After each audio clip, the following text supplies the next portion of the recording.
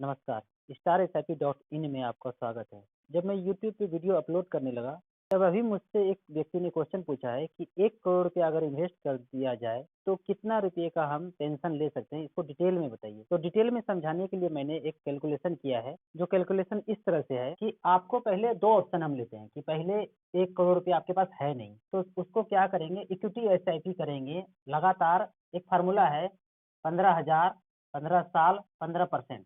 ऐसे हम 5 mutual fund ले लेंगे 3-3 हज़ार का, या 5-5 हज़ार का 3 ले लेंगे और उसका हम एसआईपी करेंगे, इक्विटी एसआईपी करेंगे। तो टोटल 15 साल में हम जमा करेंगे 27 लाख रुपया और मेच्योरिटी वैल्यू 15% के रेट से बनता है 1 करोड़ रुपया। मान लीजिए कि आप कहेंगे राजू मेरे पोर्टफोलियो ने तो 14% रिटर्न दिया, तो 15 साल के बजाय 16 साल में हो जाएगा। आप कहेंगे कि मेरे पोर्टफोलियो ने 13% का रिटर्न दिया, तो हो सकता है 16 की जगह 17 साल लग जाएगा, पर ये 1 करोड़ पूरा होना तय है। जैसे मैंने एसआईपी से 1 करोड़ रुपया बनाया है, तो कोई भी बना सकते हैं। If one can do another can do. तो आप 15,000 रुपये पर मंथ एसआईपी करेंगे, 15 साल के लिए करेंगे और 15% का रिटर्न मिलता है, तो 1 करोड़ रुपया इजिली हो जाता है।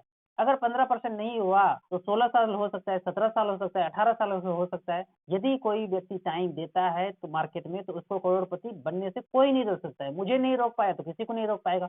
उसके बाद क्या करेंगे, जब 1 करोड़ रुपया अचीव हो गया, अब यहाँ पे दो बातें हैं। या तो आप 1 करोड़ रुपया जो इन्वेस्ट करके बनाया है उसको आप बैलेंस फंड में रखिए और पेंशन लेना शुरू कर दीजिए। यदि आपके पास अभी 1 करोड़ रुपया है तो 1 करोड़ का चेक काटिए, चेक पे लिखेंगे एसबीआई हाइब्रिड इक्विटी और वहां 1 करोड़ रुपया का चेक काटेंगे या इस पैसे को स्विच कर देंगे इस फंड में। और उसके बाद 60,000 रुपया पर मंथ इमीडिएट, आज चेक काट के डाला 1 करोड़ रुपये का और 60,000 रुपया अगले 1 तारीख से लेना शुरू कर दिया। ये दिसंबर महीना चल रहा है, आपने 1 करोड़ का चेक काट के दिया दिसंबर महीने में और अगले 1 तारीख से 1 जनवरी से या 1 फरवरी से 60,000 रुपया लेना शुरू कर दिया। 15 साल तक लेता रहा और 10% का ब्याज हमें एज्यूम करें कि आने वाले 15 साल में बैलेंस फंड डिलीवर करेगा। तो टोटल एसडब्ल्यूपी की तहत, एसडब्ल्यूपी मतलब सिस्टमेटिक विड्रॉवल प्लान, एसआईपी मतलब सिस्टमेटिक इन्वेस्टमेंट प्लान, इसका उल्टा एसडब्ल्यूपी होता है। जब हम पैसा जमा करते हैं तो उसको एसआईपी बोलते हैं, सिस्टमेटिक इन्वेस्टमेंट प्लान। ये एक टूल्स है, म्यूचुअल फंड का टूल्स है। पैसे जमा करने के तरीके को एसआईपी बोलते हैं। एसआईपी अपने आप में कोई चीज नहीं है। हम जब पैसा जमा कर रहे हैं, हर महीने पैसा जमा कर रहे हैं, तो उसको बोलते हैं एसआईपी, सिस्टमेटिक इन्वेस्टमेंट प्लान। उसी तरह जब हम पैसा वापस लेंगे पेंशन के तहत, हर महीने पैसा 1 तारीख को अकाउंट में आ जाएगा या 10 तारीख को अकाउंट में आ जाएगा या 15 तारीख को अकाउंट में आ जाएगा, तो उसको हम बोलेंगे एसडब्ल्यूपी, सिस्टमेटिक विड्रॉवल प्लान। इसी को आसान भाषा में समझने के लिए हम इसको पेंशन बोल देते हैं। पेंशन मतलब क्या, हर 1 तारीख को अकाउंट में पैसा आएगा, उसी को तो पेंशन बोलेंगे। म्यूचुअल फंड में उसका टेक्निकल वर्ड है एसडब्ल्यूपी, सिस्टमेटिक विड्रॉवल प्लान। तो यहाँ पे हमने 1 करोड़ रुपया रख दिया और 15 साल तक पेंशन लेना शुरू कर दिया, 60,000 रुपया पर मंथ। तो 15 साल में हम टोटल विड्रॉ करेंगे 10,80,000 और बाद में जो बैलेंस भी बच जाएगा 1,94,63,000। मतलब हमने 1 करोड़ रुपया रखा, 60,000 रुपया लेना शुरू किया, 15 साल तक लेता रहा और यदि 10% का ब्याज हमको डिलीवर करे बैलेंस फंड, तो एसडब्ल्यूपी पेंशन के तहत हम टोटल विड्रॉ करेंगे 1,08,00,000। हम हमारे अकाउंट में आ गया, हम उसको खा गए। 1,08,00,000 रुपया तो खा गए, जो दिया था वो वापस हो गया। बाद में बैलेंस भी बचता है 1,94,63,000। तो आप कहेंगे ये कैसे हुआ राजू, तो इसको समझिए। आप जब आप 60,000 रुपये पर मंथ ले रहे हैं तो बरछक 72, मंथली 60,000 लिया, तो 12 महीने में कितना लिया, तो बरछक 72, आपने 7.2 का रिटर्न ले लिया, 7.2% तो खा लिया, पर उस फंड ने डिलीवर किया है 10%। तो 10 में से 7.2 माइनस कर दीजिए, बचा कितना, 2.8% री इन्वेस्ट होता जा रहा है इस फंड में। वो 2.8 री इन्वेस्ट करके, यानी साल का 2,80,000 रुपया, 2% कितना हुआ, 1 करोड़ का 2% 2 लाख रुपया हुआ। तो 2.8 आप कंज्यूम नहीं कर रहे हैं, वापस नहीं ले रहे हैं, तो 2.8 मतलब 2,80,000 रुपया वही जमा हो रहा है, जमा हो रहा है, जमा हो रहा है हर साल। वो पैसा बढ़ के 94,63,000 आपके पोर्टफोलियो को बढ़ा रहा है। आपने मूलधन 1 करोड़ जमा किया था और 2.8% हर साल आपके पोर्टफोलियो में जमा होता जा रहा है, जमा होता जा रहा है और 15 साल के बाद वो बढ़ के 94,63,000 एक्स्ट्रा बना रहा है। तो टोटल 1 करोड़ बढ़ के हो गया 1,94,63,000 हो गया। ये तो हुआ इक्विटी का बात। यहाँ तक बात हुआ कि आपने बैलेंस फंड में रखा। बैलेंस फंड मतलब, यहाँ बैलेंस फंड का मतलब होता है 65% इक्विटी में पैसा लगेगा, मार्केट में लगेगा, कंपनी में लगेगा और 35% डेट में रहेगा, सेफ रहेगा।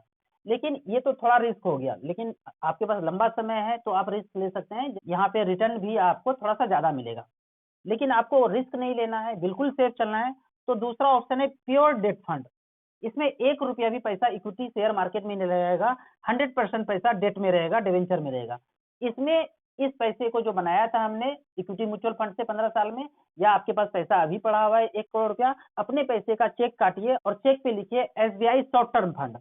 प्योर डेट फंड है ये SBI शॉर्ट टर्म फंड। यहाँ पे 1 करोड़ रुपया रखा और 50 हजार पर मंथ लेना शुरू कर दिया, 15 साल तक लिया, और मात्र 7% का रिटर्न डिलीवर करे आने वाले 15 साल तक। Pure debt fund SBI short term fund है, Birla Sun Life short term fund है, ICICI शॉर्ट टर्म फंड है, HDFC शॉर्ट टर्म फंड है। पर हम यहाँ पे एक फंड का बात करते हैं, SBI शॉर्ट टर्म फंड, और वो 7% का रिटर्न डिलीवर करे तो टोटल SWP की तहत, पेंशन के तहत, आप 15 साल में ड्रॉ करेंगे 90 लाख रुपया। 90 लाख रुपया आप वापस आपको अकाउंट में आ गया, हर 1 तारीख को 50 हजार रुपया आना शुरू हुआ और 90 लाख रुपया आपने खा लिया। बाद में 15 साल के बाद बैलेंस भी बचेगा 1.25 करोड़ रुपया। तो आप कहेंगे कि ये 1.25 करोड़ कैसे हुआ राजू, तो इसको समझिए।